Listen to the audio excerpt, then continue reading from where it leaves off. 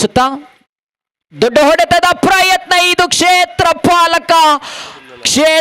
ಪಾಲಕ ಕ್ಯಾಚ್ ಅನ್ನ ಹಿಡಿಯಲು ಓಡೋಡಿ ಬಂದ್ರು. ಆದ್ರೂ ಕೂಡ ಒಂದು ಅತ್ಯುತ್ತಮವಾದಂತಹ ಕ್ಷೇತ್ರ ರಕ್ಷಣೆ ಎಂದು ಹೇಳಿದರೆ ತಪ್ಪು ಆಗಲಾರದು. ಪ್ರತಿ ಒಂದು ಚೆಂಡುಗಳನ್ನ ಇಲ್ಲಿ ಗಮನಿಸಿಕೊಂಡು ದಾಂಡುಗಾರು ಇನ್ನು ಮುಂದೆ ಬರುವಂತಹ ಚೆಂಡುವಿಗೆ ದಂಡನ್ನ ಬೀಸಿದ್ದೆ ಆದಲ್ಲಿ ಪಂದ್ಯದ ಜಯ ಸುಲಭದ ರೀತಿಯಲ್ಲಿ ಸಾಗಿ ಬರಬಹುದು. ಆದರೆ ಈ ಪಂದ್ಯದಲ್ಲಿ ಎಸೆತಗಾರರು ತಮ್ಮ ಕೈ ಚಳಕವನ್ನ ತೋರಿಸಿದ್ದೆ ಆದಲ್ಲಿ ಪಂದ್ಯವನ್ನ ಮತ್ತೆ ಹಿಡಿಯಬಹುದು. ದಂಡನ್ನ ತಿರುಗಿಸಿದ್ರು ಅಲ್ತಾಜ್. ಯಾವುದೇ ಕ್ಷೇತ್ರ ಪಾಲಕ ಇಲ್ಲದ ಸ್ಥಳವನ್ನು ಗುರುತಿಸಿಕೊಂಡು ತಮ್ಮ ದಾಂಡುಗಾರಿಕೆಯನ್ನ ಪ್ರತಿ ಒಂದು ಪಂದ್ಯಾಟದಲ್ಲಿ ಇದೇ ರೀತಿಯ ದಾಂಡುಗಾರಿಕೆಯನ್ನ ಆ ತಂಡಕ್ಕಾಗಿ ನಡೆಸಿಕೊಂಡು ಬಂದರು. ಇಲ್ಲಿ ಆ ದಾಂಡುಗಾರಿಕೆಯನ್ನ ಮತ್ತೆ ಮುಂದುವರಿಸಿದಾಗ 2 ಓಟಗಳು ಮುಂದುವರಿದಾಗ ತಂಡದ ಖಾತೆಯಲ್ಲಿ 41 ಓಟ ಬಂದಿದೆ. 7 ಚೆಂಡುಗಳು ಬಾಕಿ ಇದೆ. 11 ಓಟ ಬೇಕಾಗಿದೆ. 7ರ ಮುಂದೆ 11. ಎಸೆತಗಾರಿಕೆಯ ತುದಿಯಲ್ಲಿ ಮಿಸ್ಟರ್ ಫವಾಜ್, ಸ್ಟ್ರೈಕರ್ ತುದಿಯಲ್ಲಿ ಅಲ್ತಾಜ್. ಕೊನೆಯ ಬಾರಿ ಉತ್ತಮವಾಗಿತ್ತು ಹೊಡೆತ. 1 ಓಟದ ಸೇರ್ಪಡೆ. 2ನೇ ಓಟಕ್ಕಾಗಿ ಕರೆಯನ್ನ ಕೊಟ್ಟರು. ಇಲ್ಲಿ 2 ಓಟವು ಕೂಡ ಪೂರ್ತಿಯಾಗ್ತಾ ಇದೆ. 2 ಓಟ ಮುಂದುವರಿದಾಗ ಓವರ್ ನಂಬರ್ 5 ಮುಕ್ತಾಯವಾಗಿದೆ. 30 ಚೆಂಡುಗಳ ಆಟ ಮುಕ್ತಾಯವಾಗಿದೆ. ಆ 30 ಚೆಂಡುಗಳಲ್ಲಿ ಇದೇ 2 ಜೋಡಿ ಪ್ರಥಮ ಕ್ರಮಾಂಕದ ದಾಂಡುಗಾರರಾಗಿ ಆಗಮಿಸಿದ ಆರೀಫ್ ಹಾಗೂ ಮಿಸ್ಟರ್ ಅಲ್ತಾಜ್ ಗಳಿಸಿದ್ದು ಇಲ್ಲಿ ತಂಡದ ಖಾತೆಯಲ್ಲಿ 43. ಪಂದ್ಯವನ್ನ ಗೆಲ್ಲುವವರು ಯಾರು? ವೈಯಕ್ತಿಕವಾಗಿ ಅಲ್ತಾಜ್ ರವರ ಖಾತೆಯಲ್ಲಿ 25 ಓಟಗಳು ಜಮೆಯಾಗಿದ್ರೆ ಆರೀಫ್ ರವರ ಖಾತೆಯಲ್ಲಿ 13 ಓಟಗಳು ಜಮೆಯಾಗಿದೆ. ಏನೇ ಇರಲಿ, ಈ ಕೊನೆಯ ಓವರನ್ನು ಎಸೆಯುವವರು ಯಾರು? ಆ 6 ಚೆಂಡುಗಳ ಮುಂದೆ ಕೊನೆಯ ಕ್ಷಣದಲ್ಲಿ 9 ಓಟವನ್ನು ಗಳಿಸುವವರು ಯಾರು? ಕ್ರಿಕೆಟ್ ಎನ್ನುವುದೇ ಹೀಗೆ. ಕೊನೆಯ 1 ಚೆಂಡಿನವರೆಗೆ ಫಲಿತಾಂಶ ತಿಳಿಸಲಿಕ್ಕೆ ಆಗದಿರುವಂತಹ ಆಟ ಹೊಂದಿದ್ರೆ ಅದು ಕ್ರಿಕೆಟ್ ಮಾತ್ರ. ಈ ಹೊತ್ತಿನಲ್ಲೂ ಕೂಡ SPL 10ನೇ ಆವೃತ್ತಿಯ ಪಂದ್ಯಾಕೂಟವನ್ನು ವೀಕ್ಷಿಸ್ತಾ ಇರುವಂತಹ ವೀಕ್ಷಕರೇ, ಈ ಪಂದ್ಯ ಖಂಡಿತವಾಗಿಯೂ ಆರಂಭದಲ್ಲೇ ತಿಳಿಸಿದ್ದೆ, ರೋಚಕ ಸ್ಥಿತಿಯ ಪಂದ್ಯಾಟ ಸಾಗುವಲ್ಲಿ ಸಂಶಯವೇ ಇಲ್ಲ. ಯಾಕಂದ್ರೆ ಪರಿಸರದಲ್ಲಿ ತನ್ನದೇ ಆದಂತಹ ದಾಂಡುಗಾರಿಕೆ ಎಸೆತಗಾರಿಕೆಯನ್ನ ನಡೆಸಿಕೊಂಡು ಅದೆಷ್ಟೋ ಪ್ರತಿಷ್ಠಿತ ಪಂದ್ಯಾಟದಲ್ಲಿ ಪ್ರಶಸ್ತಿಯನ್ನ ಪಡೆದುಕೊಂಡಂತಹ 2 ತಂಡದಲ್ಲಿ ಆಟಗಾರಿದ್ದಾರೆ. ಕೊನೆಯ 6 ಚೆಂಡುಗಳ ಮುಂದೆ 9 ಓಟಗಳು ಬೇಕಾಗಿದೆ. ಸ್ಟ್ರೈಕರ್ ತುದಿಯಲ್ಲಿ ಡೇಂಜರ್ ಬ್ಯಾಟ್ಸ್ಮನ್ ಮಿಸ್ಟರ್ ಆರೀಫ್.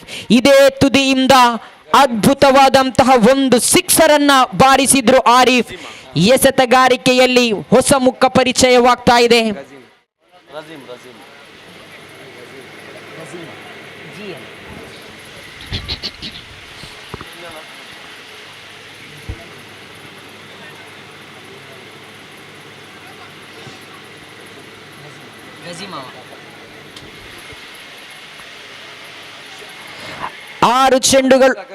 ಆರು ಚೆಂಡುಗಳು ಬಾಕಿ ಇದೆ.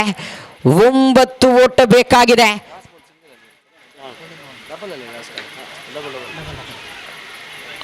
ಪ್ರಥಮ ಚೆಂಡು ಫುಲ್ ಟಾಸ್ ಆಗಿ ಬಂದಿತ್ತು. 1 ಓಟ ಮಾತ್ರ ಜಮೆಯಾಗ್ತಾ ಇದೆ. 5 ಚೆಂಡುಗಳು ಬಾಕಿ ಇದೆ.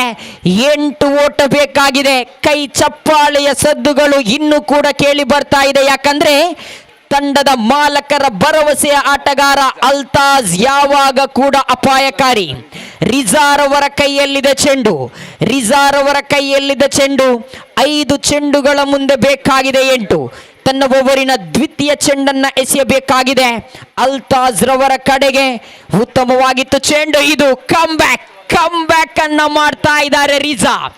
ಈ ಆಟಗಾರನನ್ನ ಒಂದು ವೇಳೆ ಕಟ್ಟಿ ಹಾಕಿದ್ದೆ ಆದಲ್ಲಿ ಈ ಪಂದ್ಯದಲ್ಲಿ ಶಾಪ್ಸ್ ತಂಡ ದಾಖಲೆಯ ಪುಟಗಳನ್ನು ತೆರಳಿಕ್ಕಿದೆ. 4 ಚೆಂಡುಗಳು ಬಾಕಿ ಇದೆ. 8 ಓಟ ಬೇಕಾಗಿದೆ. 4ರ ಮುಂದೆ 8. ಯಾರಿಗುಂಟು ಈ ಪಂದ್ಯದ ವಿಜಯ ನಂಟು? ನಿಧಾನಗತಿಯ ಚೆಂಡು ಹೀಗೆ ಫುಲ್ ಟಾಸ್ ಆಗಿ ಬಂದಿತ್ತು. ಆದರೆ ಚೆಂಡು ಕ್ಷೇತ್ರ ಪಾಲಕನ ಕೈಯಲ್ಲಿದೆ. 1 ಓಟ ಮಾತ್ರ ಜಮೆಯಾಗ್ತಾ ಇದೆ. 3 ಚೆಂಡುಗಳು ಬಾಕಿ ಇದೆ. 7 ಓಟಗಳು ಬೇಕಾಗಿದೆ. ಈಗ ತಮ್ಮ ಕಣ್ಣನ್ನ ಆವರಿಸಿ ನೋಡಿದಾಗ ಕ್ರೀಡಾಂಗಣದಲ್ಲಿ ಕುಳಿತುಕೊಂಡು ಪಂದ್ಯವನ್ನ ವೀಕ್ಷಿಸ್ತಾ ಇರುವಂತಹ ವೀಕ್ಷಕರು ಈಗ ತುದಿಗಾಲಲ್ಲಿ ನಿಂತುಕೊಂಡು ಪಂದ್ಯವನ್ನ ವೀಕ್ಷಿಸ್ತಾ ಇದ್ದಾರೆ. ಕಾರಣ ಈ ಪಂದ್ಯ ರೋಚಕ ಸ್ಥಿತಿಯತ್ತ. 3 ಚೆಂಡುಗಳ ಮುಂದೆ 7 ಓಟ ಬೇಕಾಗಿದೆ. 4ನೇ ಬಾರಿ ಮಿಸ್ಟರ್ ರಿಜಾ. ಆರೀಫ್ ಅಪಾಯಕಾರಿ ದಾಂಡುಗಾರ. ಯಾವುದೇ ಮೈದಾನದಲ್ಲಿ ತನ್ನ ದೊಡ್ಡ ಹೊಡೆತಗಳೊಂದಿಗೆ ಹೆಸರುವಾಸಿಯಾದಂತಹ ಆಟಗಾರ. ಇಲ್ಲಿ ದೊಡ್ಡ ಹೊಡೆತಕ್ಕೆ ಪ್ರಯತ್ನವನ್ನು ಪಟ್ಟಿದ್ರು. ಹೇಳ್ತಾ ಇದ್ದೆ, ಹೇಳಿ ಮುಗಿಸುವಷ್ಟರಲ್ಲಿ ಆರೀಫನ ದ್ವಿತೀಯ ಸಿಕ್ಸರ್ ಬರ್ತಾ ಇದೆ. ಹೊನಲು ಬೆಳಕಿನಲ್ಲಿಯೂ ಕೂಡ ಯಾವುದೇ ಮೈದಾನದಲ್ಲಿ ಸಿಕ್ಸರ್ ಹೊಡೆಯಬಲ್ಲಂತಹ ದಾಂಡುಗಾರ ಇದ್ರೆ ಅದು ಸೂರಲ್ಪಾಡಿ ಪರಿಸರದ ಈ ದೈತ್ಯ ಶರೀರದ ಆಟಗಾರ ಆರೀಫ್ ಮಾತ್ರ. ಸಿಕ್ಸರ್ ಬರುವುದರೊಂದಿಗೆ ಪಂದ್ಯ ಸಮಬಲಗೊಳ್ತಾ ಇದೆ. 2 ಚೆಂಡುಗಳ ಮುಂದೆ 1 ಬೇಕಾಗಿದೆ. ಕ್ರೀಡಾಭಿಮಾನಿಗಳೇ, ಆರಂಭದಲ್ಲಿ ಕೊನೆಯ 1 ಚೆಂಡಿನವರೆಗೆ ಫಲಿತಾಂಶ ತಿಳಿಸಲಿಕ್ಕೆ ಆಗದಿರುವಂತಹ ಆಟ ಹೊಂದಿದ್ರೆ ಕ್ರಿಕೆಟ್ ಮಾತ್ರ ಎನ್ನುವುದಂತಹ ಮಾತನ್ನ ಹೇಳಿದ್ರೆ, ಆದರೆ 2 ಚೆಂಡುಗಳ ಮುಂದೆ 1 ಬೇಕಾಗಿದೆ. ಈ 2 ಚೆಂಡುಗಳಲ್ಲಿ ಒಂದು ವೇಳೆ ಎಸೆತಗಾರ ತನ್ನ ಕೈ ಚಳಕವನ್ನ ತೋರಿಸಿದ್ದೇ ಆದಲ್ಲಿ, 2 ಚೆಂಡುಗಳು ಚುಕ್ಕಿಯಾಗಿದ್ದೇ ಆದಲ್ಲಿ 2 ತಂಡಕ್ಕೂ ಕೂಡ ಒಂದೊಂದು ಅಂಕವನ್ನ ಕೊಟ್ಟು ಸಮಾನ ರೀತಿಯಲ್ಲಿ ಈ ಪಂದ್ಯದ ಘೋಷಣೆಯನ್ನ ಮಾಡಬಹುದು. ಆದರೆ ಸಿಕ್ಸರ್ ಹೊಡೆಯಬಲ್ಲಂತಹ ಸಾಮರ್ಥ್ಯವುಳ್ಳ ಆಟಗಾರ ಆರೀಫ್ ಯಾವತ್ತಿಗೂ ಕೂಡ ಅಪಾಯಕಾರಿ ದಾಂಡುಗಾರ. ಅದೆಷ್ಟೋ ದೊಡ್ಡ ಮೈದಾನವಾಗಿರಲಿ ತನ್ನ ದಂಡನ್ನ ಬಿಚ್ಚಿ ಹೊಡೆಯಬಲ್ಲಂತಹ ಆಟಗಾರ ರಿಜಾ. ಮ್ಯಾಜಿಕ್ ಚೆಂಡನ್ನ ಎಸೆಯಲೇಬೇಕಾಗಿದೆ. ರಿಜಾ ಈ ಚೆಂಡುವಿನಲ್ಲಿ ಚೆಂಡನ್ನ ಚುಕ್ಕಿಯಾಗಿಸಿದ್ದೇ ಆದಲ್ಲಿ ಮತ್ತೆ ಪಂದ್ಯಕ್ಕೆ ಜೀವವನ್ನು ತುಂಬಬಹುದು. ಯಾಕಂದ್ರೆ ಇಂತಹ ಸಮಯದಲ್ಲಿ ದಾಂಡುಗಾರಿಕೆ ತಂಡ ಅದೆಷ್ಟೋ ಪಂದ್ಯದಲ್ಲಿ ಸೋತಂತಹ ದಾಖಲೆ ಇದೆ. ಫುಲ್ ಟಾಸ್ ಆಗಿ ಬಂದಂತಹ ಚೆಂಡುವಿಗೆ ನೇರ ಕ್ಷೇತ್ರ ಪಾಲಕನ ಕೈಯಲ್ಲಿತ್ತು ಚೆಂಡು. ಮನವಿ ಇದೆ, ನಾಟ್ ಔಟ್ ಎಂಬ ತೀರ್ಮಾನ ಬರುವುದರೊಂದಿಗೆ ಪಂದ್ಯವನ್ನ ಜಯಿಸಿಕೊಳ್ತಾ ಇದೆ ಇಮ್ಜಾನ್ ಸೂರಲ್ಪಾಡಿ. ರಾಫೆಲ್ ಡ್ರಾ, ಈಗ ರಾಫೆಲ್ ಡ್ರಾ ನಡೀತಾ ಇದೆ. ಯಾವುದೇ ಒಂದು ಉದ್ದರಿಯನ್ನ ಬಿಟ್ಟುಕೊಡದೆ ಪ್ರಥಮ ಕ್ರಮಾಂಕದ ದಾಂಡುಗಾರರಾಗಿ ಆಗಮಿಸಿ ತನ್ನ ಅದ್ಭುತವಾದಂತಹ ಜೊತೆಯಾಟವನ್ನ ನಡೆಸಿಕೊಂಡು ಆರಂಭದಲ್ಲಿ ಆರೀಫ್ ವೈಯಕ್ತಿಕವಾಗಿ 21 ಓಟವನ್ನು ಗಳಿಸಿ, ಅದೇ ರೀತಿ ಅಲ್ತಾಜ್ ರವರು ಈ ಪಂದ್ಯದಲ್ಲೂ ಕೂಡ 23 ಓಟವನ್ನು ಗಳಿಸಿಕೊಂಡಿದ್ರೆ, ಈ ಪಂದ್ಯದ ಮ್ಯಾನ್ ಆಫ್ ದಿ ಮ್ಯಾಚ್ ಪ್ರಶಸ್ತಿ ತಂಡ ಬಯಸಿದಾಗ ತಂಡಕ್ಕೆ ಬಯಸಿದ ಒಂದು ಸಿಕ್ಸರ್ ಅನ್ನು ಹೊಡೆದಿದ್ರು. ವೈಯಕ್ತಿಕವಾಗಿ 21 ಓಟವನ್ನು ಗಳಿಸಿದಂತಹ ಇಮ್ಜಾನ್ ಸೂರಲ್ಪಾಡಿ ತಂಡದ ಆರೀಫ್ ರವರ ಪಾಲಾಗಿದೆ. ಮುಖ್ಯ ವೇದಿಕೆಗೆ ಬಳಿ ಬನ್ನಿ ಆರೀಫ್ ರವರೇ. ಮುಂದಿನ ಪಂದ್ಯದ ವೀಕ್ಷಕ ವಿವರಣೆಗಾಗಿ ದಕ್ಷಿಣ ಕನ್ನಡ ಜಿಲ್ಲೆಯಲ್ಲಿ ಮಾತ್ರವಲ್ಲದೆ ಅದೆಷ್ಟೋ ಮೈದಾನದಲ್ಲಿ ತನ್ನ ಧ್ವನಿಯೊಂದಿಗೆ ಅನುಭವದ ವೀಕ್ಷಕ ವಿವರಣೆಗಾರರು, ಬಹಳಷ್ಟು ಅಭಿಮಾನಿಗಳನ್ನ ತನ್ನ ಗಮನದತ್ತ ಸೆಳೆಯಿರಿದಂತಹ ಓರ್ವ ಅದ್ಭುತ ವೀಕ್ಷಕ ವಿವರಣೆಗಾರರು ಆತ್ಮೀಯವಾಗಿ ಸ್ವಾಗತಿಸ್ತಾ ಇದ್ದೇನೆ ಸೈಯದ್ ಗುರುಕಂಬ್ಲಾ. ರಾಫೆಲ್ ಡ್ರಾ, ಈಗ ರಾಫೆಲ್ ಡ್ರಾ ಇರ್ತದೆ. ಎಲ್ಲರೂ ತಮ್ಮ ತಮ್ಮ ಚೀಟಿಯನ್ನು ಕೈಯಲ್ಲಿಡಬೇಕಾಗಿ ವಿನಂತಿಸ್ತಾ ಇದ್ದೇವೆ. ಖಾದರ್ ಅವರು, ಜಾವೀದ್ ರವರು ರಾಫೆಲ್ ಡ್ರಾ.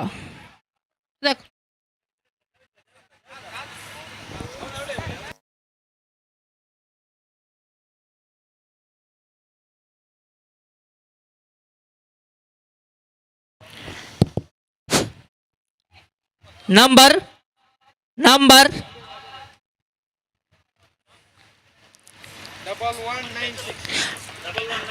1196 1196 1196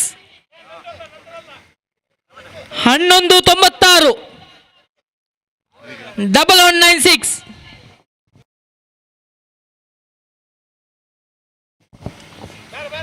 ಕೇವಲ 1 ನಿಮಿಷ, ಮತ್ತೊಂದು ಚೀಟಿ ತೆಗಿಲಿಕ್ಕೆ ಹೋಗ್ತಾ ಇದ್ದೇವೆ. 1196. Anybody is there?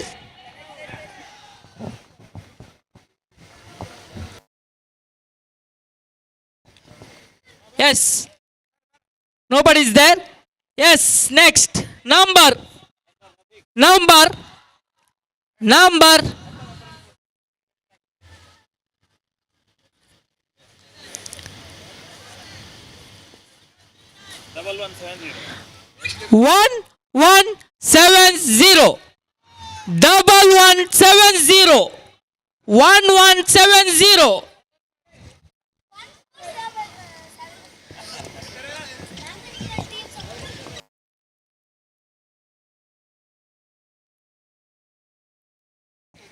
Double 170.